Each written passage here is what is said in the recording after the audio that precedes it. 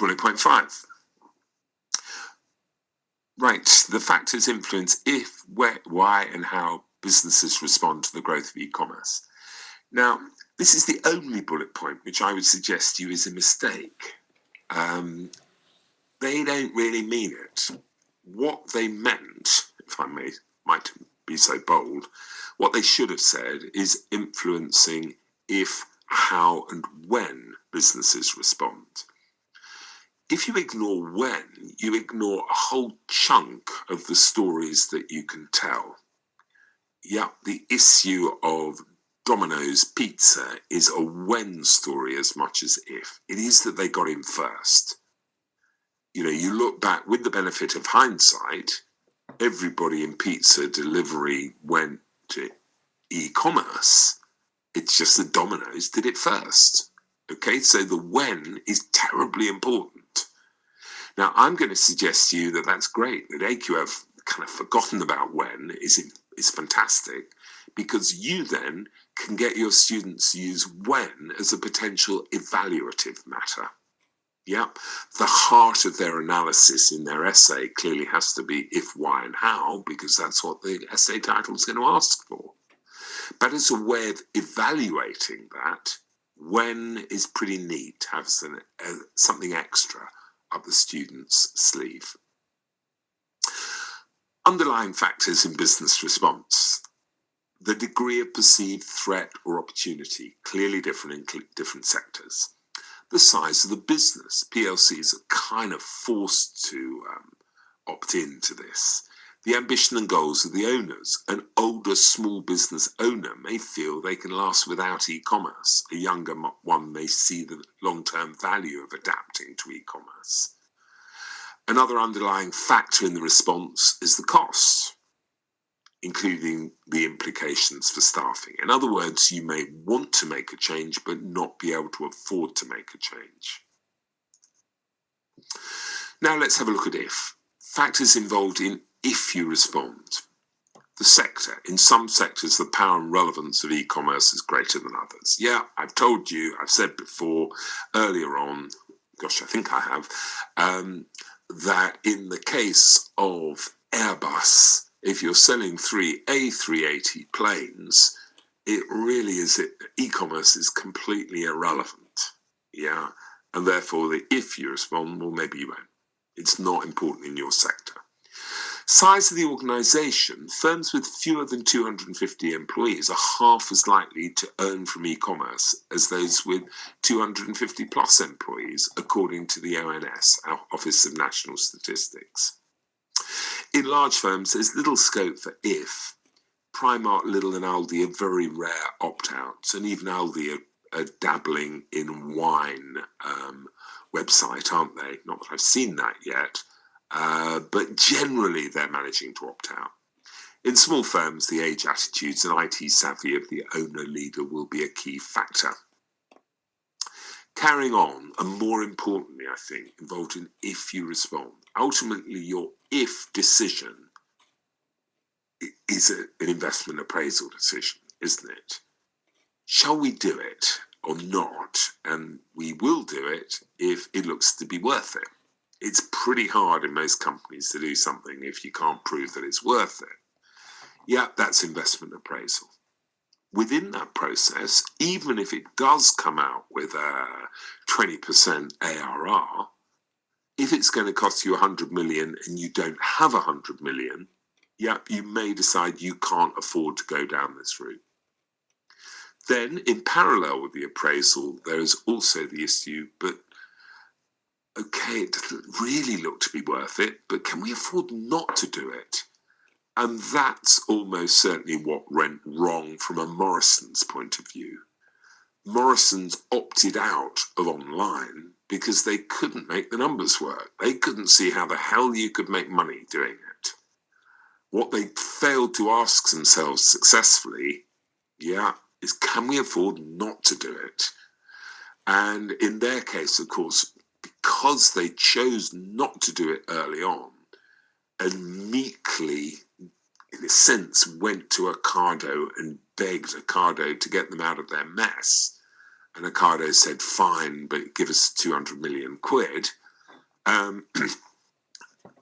the Morrisons' approach proved to be very expensive.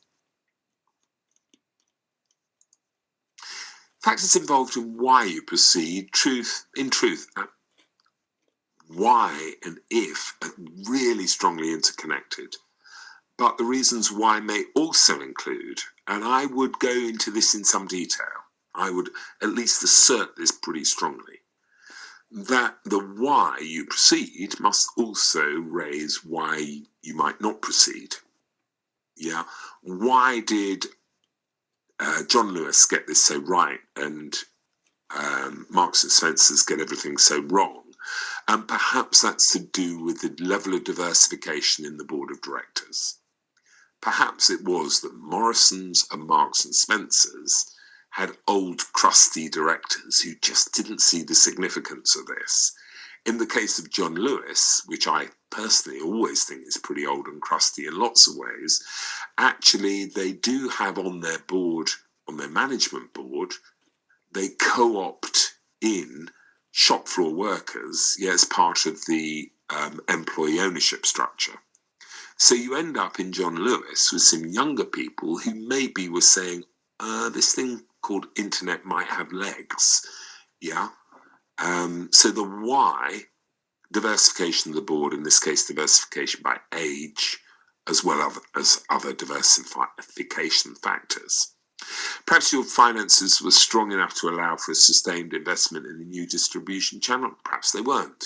That would be a factor as well. Perhaps your internal organisation was simple and clear enough to allow the value of e-commerce to be seen clearly.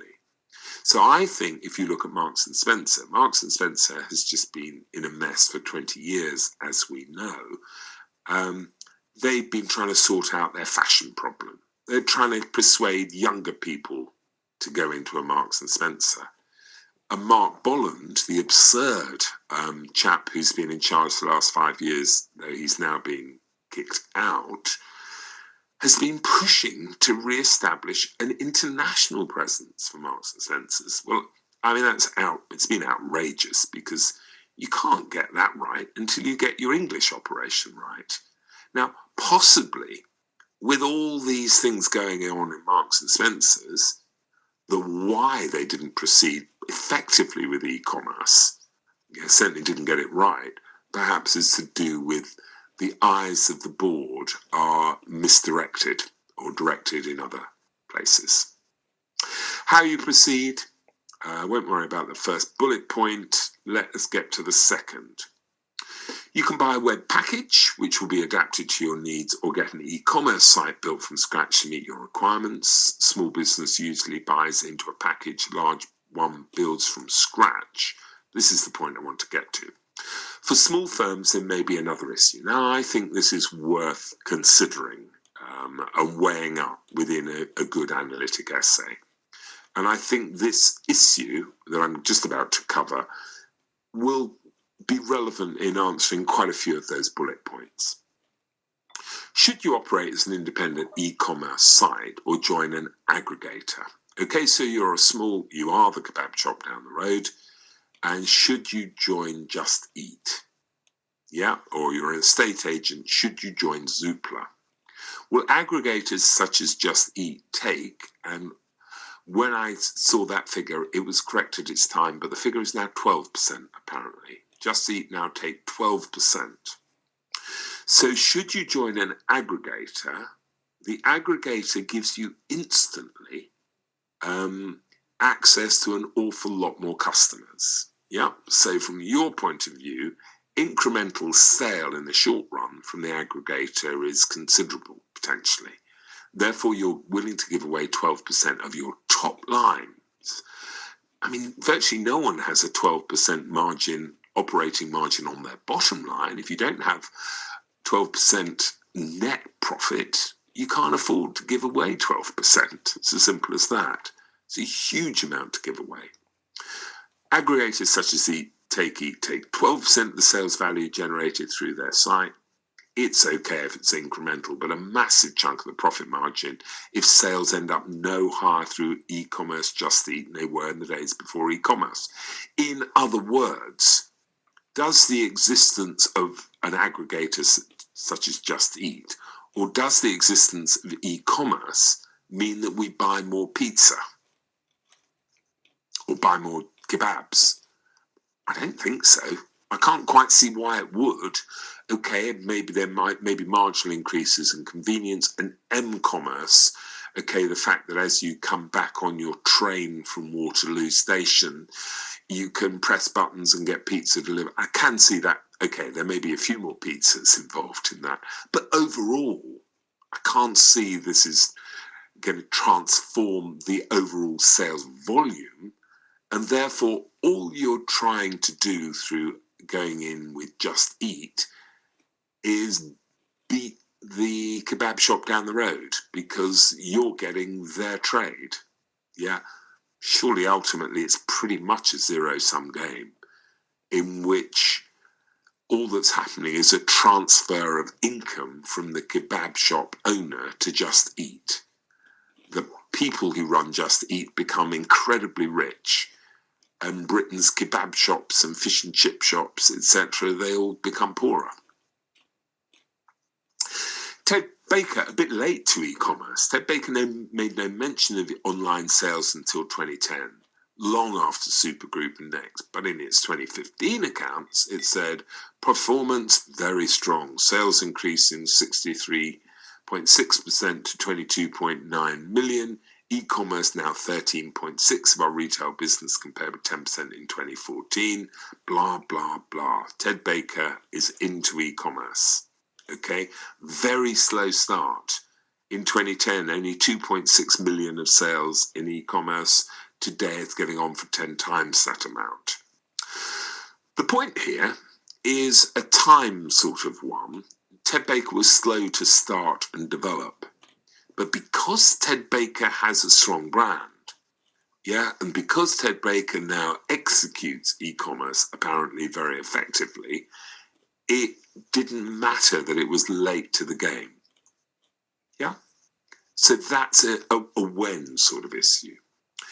AQA hasn't asked when, but that leaves it free to be a useful evaluative theme. It's fundamental to e-commerce success or failure.